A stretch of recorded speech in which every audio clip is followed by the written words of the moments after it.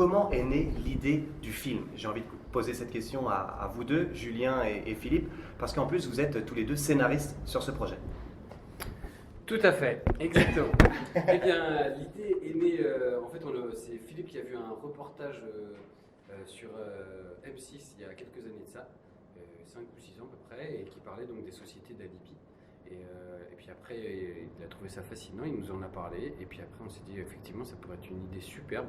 Et de là, a débuté l'écriture de alibi.com, et il y a de ça quelques années. Et entre-temps, on a fait Baby Sting 1, Baby Sting 2, et puis voilà, on est revenu à ça, parce que du coup, c'est vrai qu'après Baby Sting 2, alors je suis en train de répondre à sa place, mais c'est pas grave, mais Fifi, il était persuadé qu'il y avait vraiment une thématique, un truc hyper original, parce que c'était très conceptuel comme idée, ces sociétés d'alibi, pas très connues, pas exploitées, et donc on a écrit ça avec un autre auteur qui s'appelle Pierre Dudan, qui nous a un peu débloqué, parce qu'au début, on avait un peu du mal avec l'histoire qu'on était en train d'écrire, et finalement lui a proposé, c'est marrant, il est en train de nous appeler et puis au final voilà, on est parti sur ce que tu viens d'expliquer à l'instant, cette histoire du chat qui se mord la queue. Ouais, c'est ça l'expression.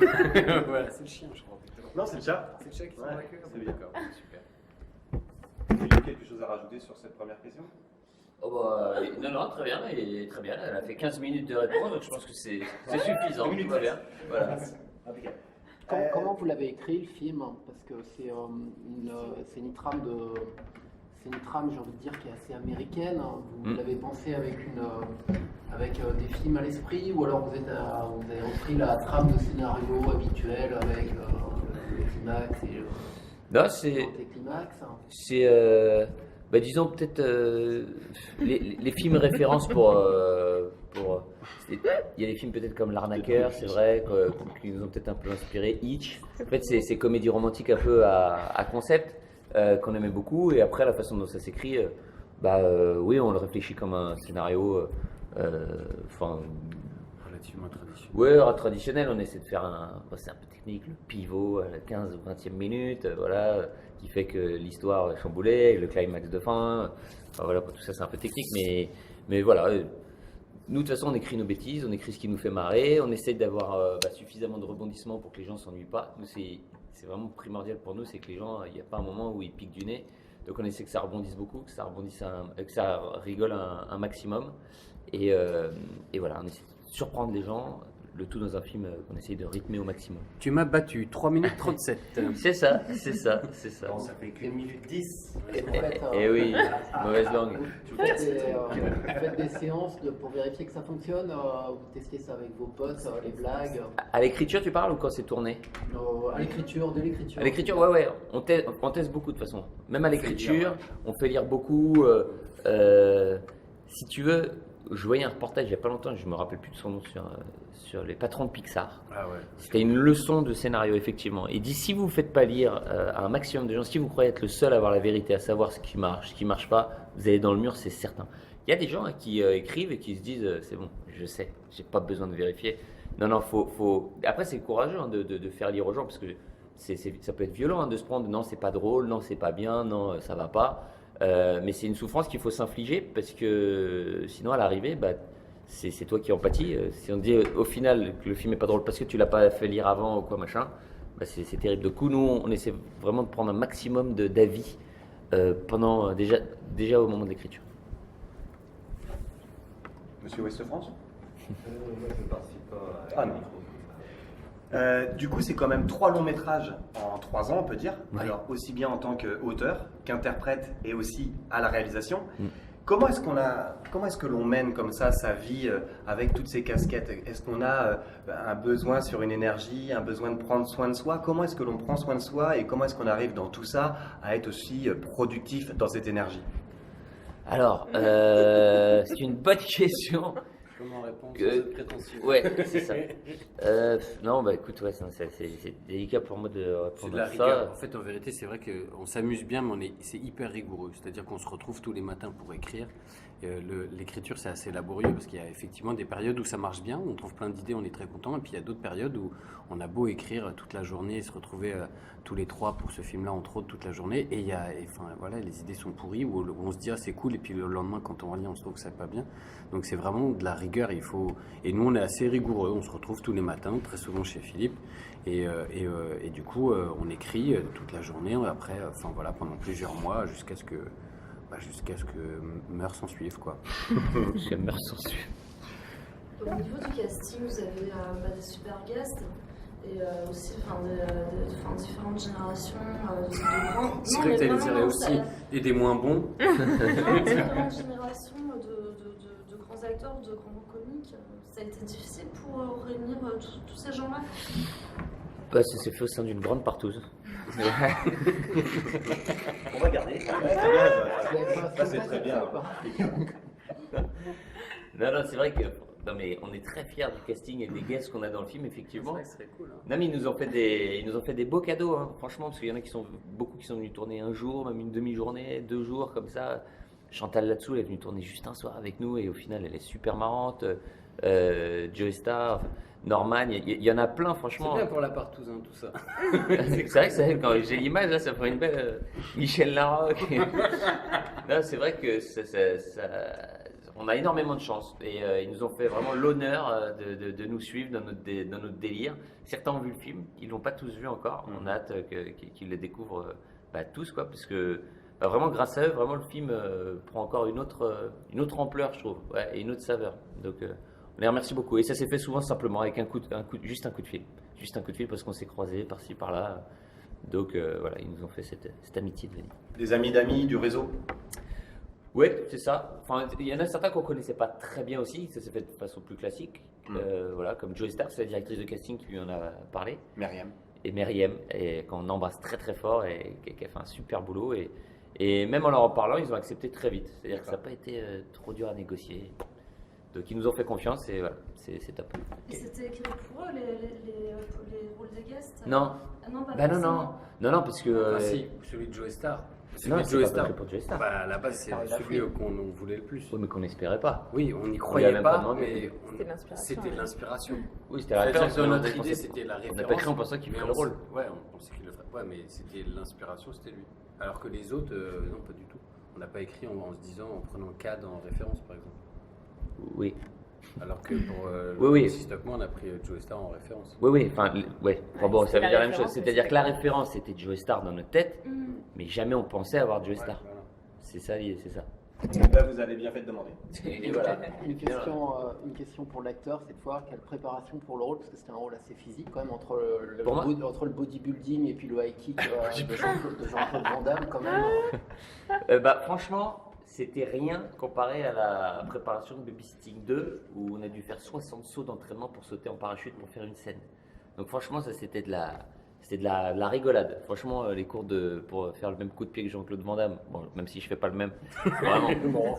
C'était 3 cours de 1 heure ou 2, donc ça va. Non, franchement, c'était hyper relax par rapport au film qu'on a fait avant.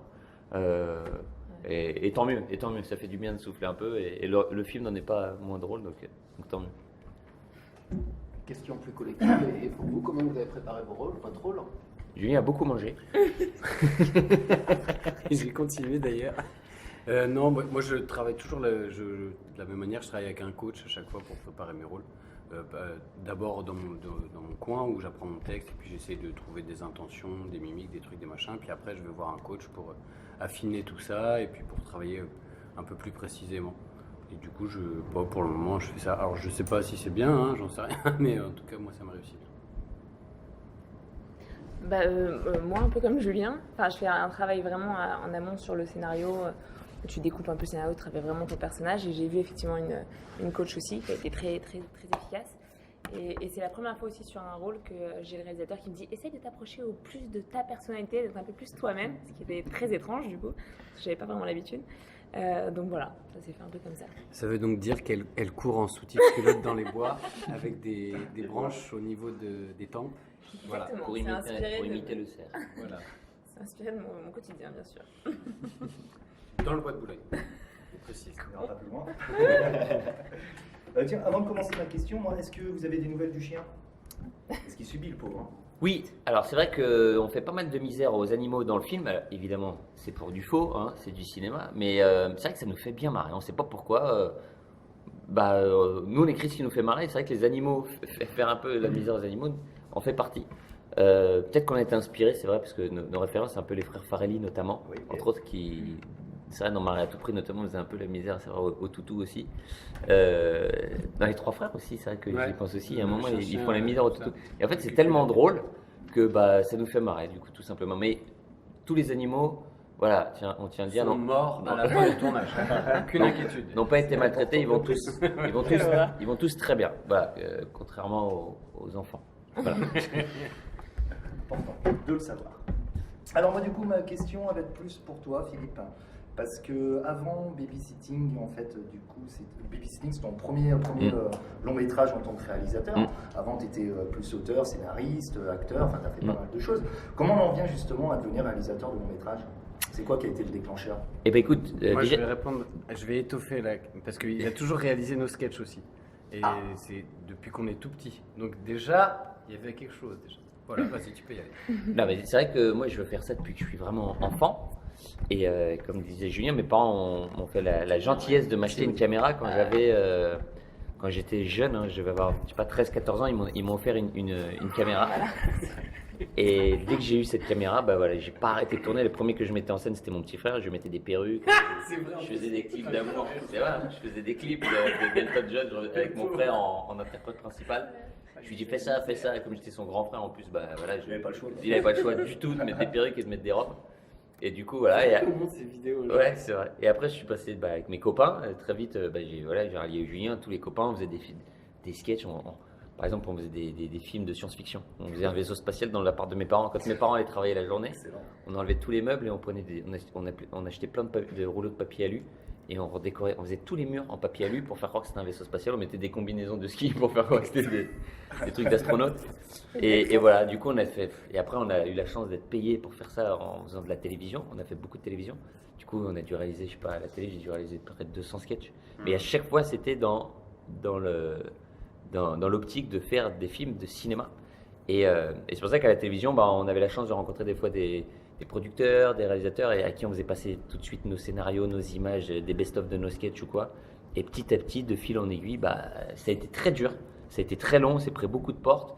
C'est juste avant Babysitting, moi je revendais ma voiture sur le Bon Coin. C'est pas des conneries, tellement ça marchait, tellement on n'y arrivait pas et on voulait faire du cinéma et ça marchait pas.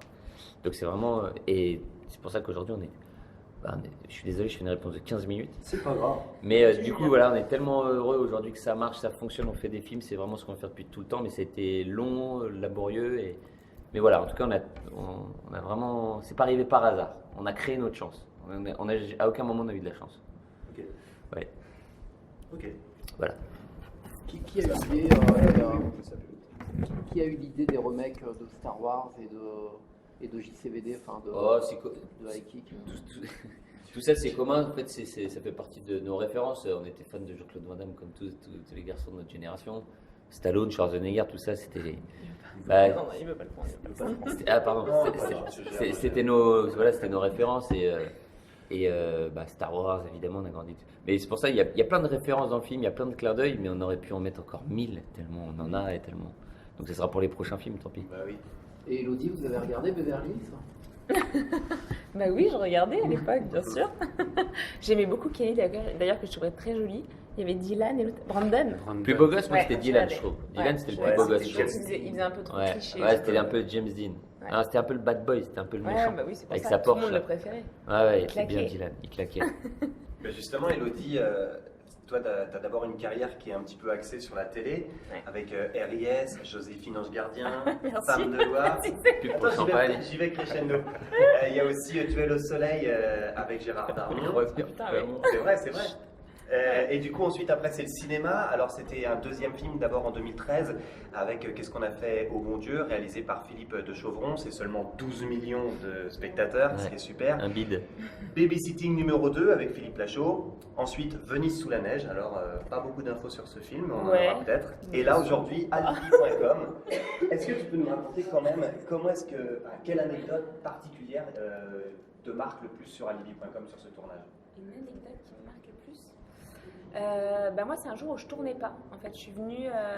C'était un tournage de nuit et je suis restée jusqu'à 4h du matin juste pour voir une scène qu'on avait tous hâte de voir. C'était la scène de Julien qui embrassait une dame de 84 ans. Elle est sympa. Et c'était ma.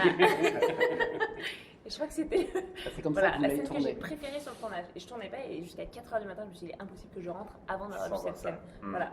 Et c'était magique.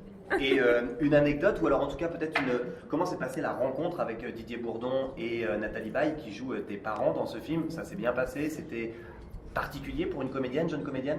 Mais en fait, j'ai eu pas mal de chance parce qu'au niveau des films que j'ai fait, le premier c'était le plus beau métier du monde. Je faisais la fille de Gérard Depardieu et Michel Larocque. Ensuite, Qu'est-ce qu'on a fait au bon Dieu? La fille de Christian Clavier et Chantal Lobby. Donc là, effectivement, Nathalie Baye et Didier Bourdon. Donc j'ai vraiment de la chance à chaque fois. Et en fait, quand t'apprends que tu vas tourner avec eux, c'est marrant, t'as le premier effet qui se coule, tu te dis putain, génial, je vais tourner avec eux, c'est magnifique. Et t'as le deuxième effet qui se coule au moment où tu vas tourner. C'est-à-dire, tu te dis, oh, en fait, j'ai hyper la trouille, parce que t'as envie d'être à la hauteur, t'as pas envie de décevoir. Et la première fois que je les ai rencontrés, c'était sur la lecture. D'accord. Où effectivement, ils sont hyper impressionnants parce que tu connais pas ton texte, tu fais une lecture un peu à plat. Donc toi, évidemment, t'es pas drôle, parce que même si tu le connais d'ailleurs et que tu l'as bossé un peu avant pour pas être totalement ridicule, tu le fais vraiment à plat. Et eux, même en lisant leur texte, Didier en lisant, il était à mourir de rire. C'est une leçon. Enfin, il est incroyable. Donc, nous, en tournant avec eux, ça a été une chance folle. Ils sont tous les deux très, très bienveillants, très généreux. Donc, un bonheur. Voilà. Un bonheur. Un bonheur. Un bonheur, super. Daïdi, parce que je pense qu'on n'a pas non plus encore beaucoup de minutes devant nous, je sais pas. Non, c'est ça. 3, 4, 3 Oui. Bon, allez, ok. Vous donnez quel objectif pour ce film? Vous avez donné En termes d'entrée particulier, ouais, ou Voilà, Réfléchis. si on pouvait faire plus que Bienvenue chez les Ch'tis, on serait content. Voilà. Un minimum. Non, non, ça me fait penser. Enfin, on a fait l'Alpe d'Huez et le Parisien, très gentiment, c'est très gentil, c'est très flatteur, mais je pense qu'il se plante complètement à annoncer qu'on ferait 10 millions. Donc, je pense qu'on n'en sera pas du tout. Je pense qu'il se trompe au moins de 8 ou 9 millions. Mais non, c'est pas. L'objectif, c'est que le film il plaise Ouais, au plus on grand espère que ça nombre, plaît- les gens ça rigolent, plaise ils au passent plus un grand bon nombre. moment, et après, voilà. Que les Après, on verra. producteurs ils gagnent un peu d'argent dessus. Oui, aussi. Comme ça, s'ils Non, gagnent mais un peu c'est ça. d'argent, ils vont se dire tiens, on va en Nous, refaire avec eux. nous, le but, c'est ça. C'est ce qu'on espère, c'est que à chaque fois, on a l'impression d'être en sursis. Quand on fait un film, on espère faire assez d'entrées pour avoir la chance d'en faire d'autres. Donc, ce qu'on veut, c'est Ça, juste le que le film soit suffisamment un succès pour nous donner de la chance, voilà, d'avoir du sursis et de continuer à faire ce qu'on aime le plus dans la vie, c'est faire des films. Et ce film-là, vous l'avez écrit après Babysitting 2, ou alors ça c'est le hasard qui a fait que. En fait, on a eu l'idée au même moment que Babysitting, la même année. Et on l'a écrit, l'écriture donc a commencé avant Babysitting 2, un peu, c'était plutôt le traitement ou quoi. Et ouais, on a vraiment commencé à mettre les mains dedans au moment de la prépa, quand on préparait Babysitting 2. Voilà, donc ça a commencé vraiment à être écrit en parallèle. Voilà. Donc c'est pour ça que ça enchaîne aussi vite, c'est pour ça qu'on a fait 3 films en 3 ans, c'est parce qu'en fait les idées on les avait depuis longtemps. C'est pour ça que tout ça c'était dans notre tiroir. Donc c'est pour ça qu'on a enchaîné aussi vite. On parlait des productions, ça nous permet de faire un clin d'œil à Alexandra Fechner, qui Oui, est notre bien nouvelle sûr. partenaire sur ce Bien film, sur ce 3e film. Qu'on embrasse fort, et voilà, qui est la fille d'un très très grand producteur, qui était un des plus gros producteurs français, Oui, bien sûr. qui était Christian Fechner, qui avait produit Les Charlots, qui avait produit Les Bronzés 3, Chouchou, enfin, c'était un des monsieur cinéma en France, voilà. Et du coup, on est très fiers. Alexandra, c'est son premier film en tant que productrice, et donc on est très fiers de le faire avec elle. On sait qu'elle aime le film, et on sait que le film connaît déjà un bel accueil. Et donc on est très heureux pour elle que son premier film, soit déjà, alors on peut pas dire un succès en salle parce qu'il n'est pas sorti, mais déjà C'est en tournée. un succès en tournée, et voilà, et même avec les professionnels à l'Alpe d'Huez.